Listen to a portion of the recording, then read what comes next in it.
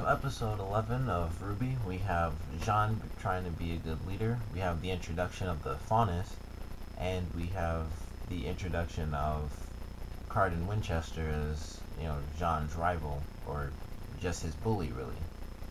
This episode, I kind of called it last week. I said, at least I figured, this week's episode would focus more on Jean and Team Juniper, but it focused, specifically on Jean and his problems, basically, becoming accustomed to being a leader and being a fighter, in general, because as we've seen, throughout the series, Jean isn't exactly a fighter. We got, a little hint as to who he'll be down the road with, Pyrrha basically unlocking his aura and saying, you have a lot of it. So we know that at some point he'll be able to control his aura and, really fight as a powerful character. And maybe that'll come through, his difficulties, with Cardin, or it'll just come through, basic training or something like that. But for now, he's still the, weak, silly character that we get.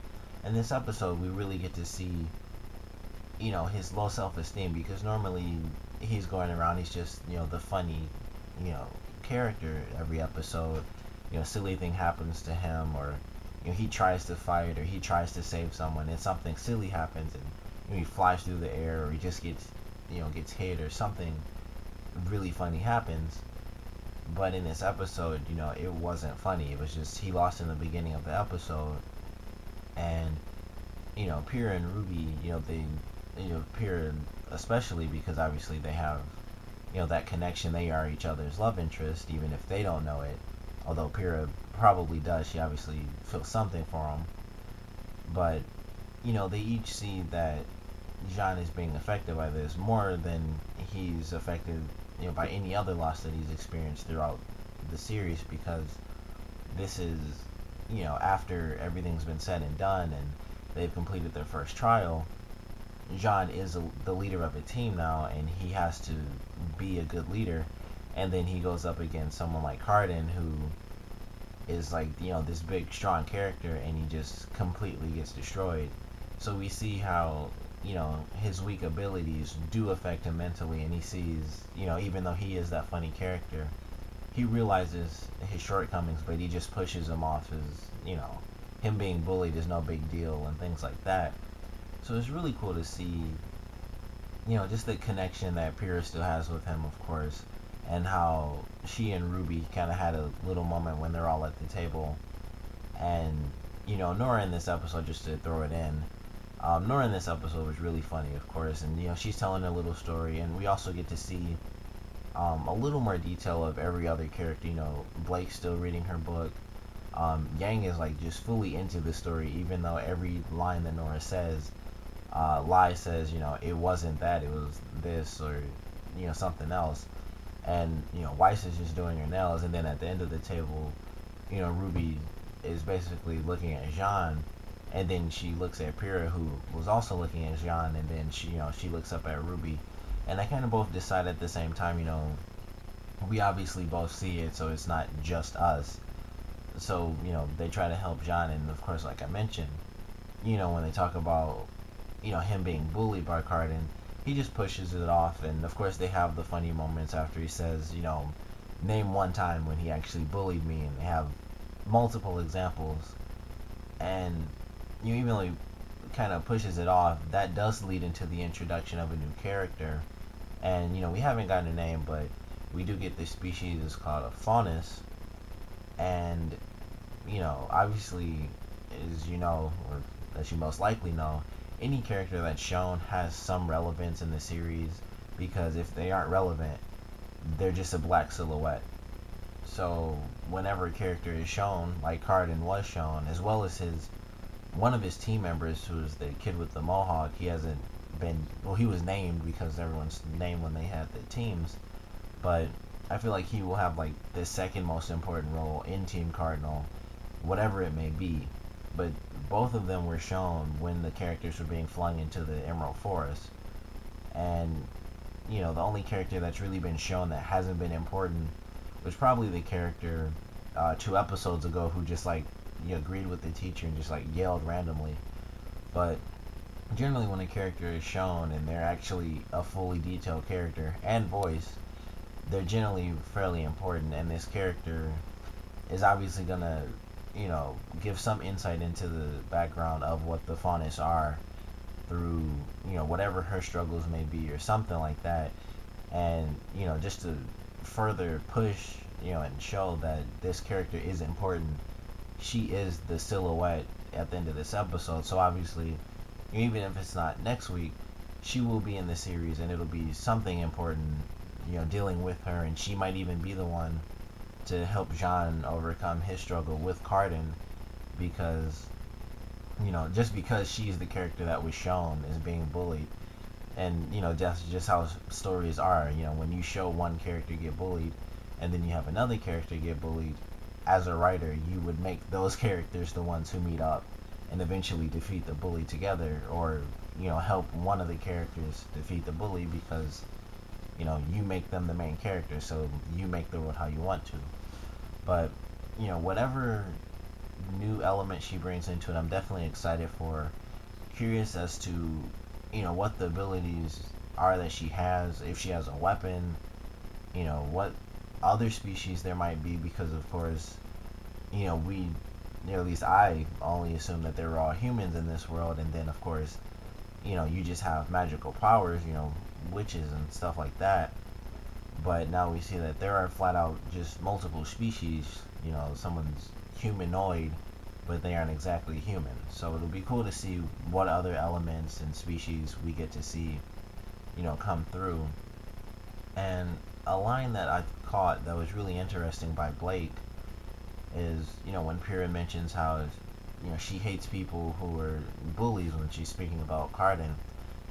Blake kind of jumps in, and originally when I saw the episode and she says, he's not the only one, the first thing I thought was she was just talking about his team, and then I thought she might be talking about the guy from, her trailer. I can't remember his name, but maybe that's who she's talking about, because, obviously with that being the trailer, that's really the only instance we have of those two together.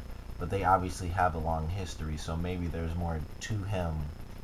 Well, there has to be more to him than just that trailer, obviously. But, there's more to him than we got to see. And it wasn't just him not caring about the passengers on the train, if you recall, kind of why they split up in that trailer. And maybe there's a lot more that he did in his past that she didn't agree with. So it was something that, when I first watched it, I just thought, no, he's not the only bully on the planet. And then I thought, okay, maybe that has less to do with the other guys in his team and more to do with, the guy from her trailer. But that's just a little thing that I caught that it just seemed interesting that she threw it in, and just how she said it, after watching it a few times, is what really made me pay attention to the line compared to when I first heard it. And like I said, I just thought, he's not the only bully in the world. But it was an interesting line that just randomly caught my attention, and it probably won't, come into effect for a long time, a couple of months or so, when we really get to her backstory. But like I said, just a random little thing I caught, and it's just a little bit that I enjoyed in the episode, along with, the introduction of the Faunus and the little funny bits that we did get, especially from Nora, when she, when everyone's basically looking right at Jean before he says, there's no problem with Cardin and things like that. And when Pyrrha says, like, we can help you, or, if you need help, just ask. And then Nora just jumps up and says, like, we could break his legs. I thought that was a hilarious line from her and completely random. And I think one of my favorite things about it is the fact that no one said anything to her. They kind of just, like, skipped right over it when she said it. And I just thought that was really funny. And I guess they're kind of just used to Nora being Nora.